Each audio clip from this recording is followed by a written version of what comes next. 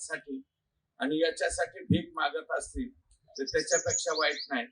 त्या हगवण्यांचं तर जाऊ द्याच, परंतु हगवण्याचा कोणतरी तो नातेवाईक सुपेकर का कोण हे म्हणजे पोलीस याच्यामध्ये आयजी या पोस्ट पर्यंत आयजी पोस्टवर असलेला माणूस रोख 1,00,000 रुपये घेतो चेकद्वारे आणि 50,000 रुपयाचा मोबाईल का काय घेतो सप्रेम बेट.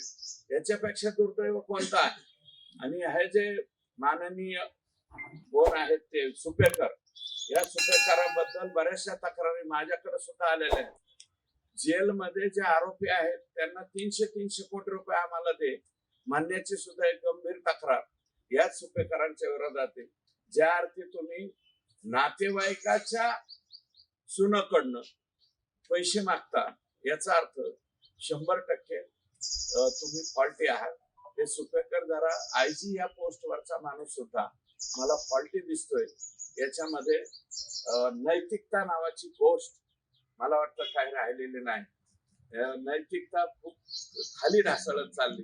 त्याचं हे उत्तम उदाहरण. अरे 150 कोटीची प्रॉपर्टी आता काय जाळायचं का पेटवायचं तिला? आता कोण खाणार आहेत? आणि बाहेर आले तरी ह्यांना शेणच हाणणार आहेत लोक. मला तर वाटतं हे किती वर्षाने असे लोक बाहेर येऊ.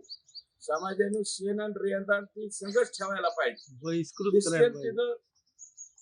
यांचा शेण ते उद्धव ठाकरे साहेबांच्या का पार्टीच्या का कोणीतरी लोकांनी घरावर जाऊन शेण आणलं तिथं बाया माणसं.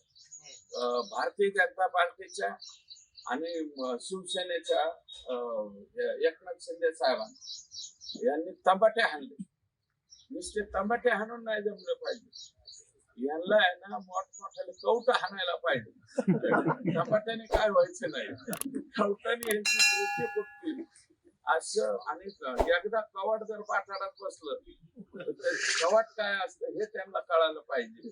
मला असं वाटतं भविष्यामध्ये कुणी नाही केलं तर आपल्या आष्टी मतदारसंघाने तयारी ठेवावी.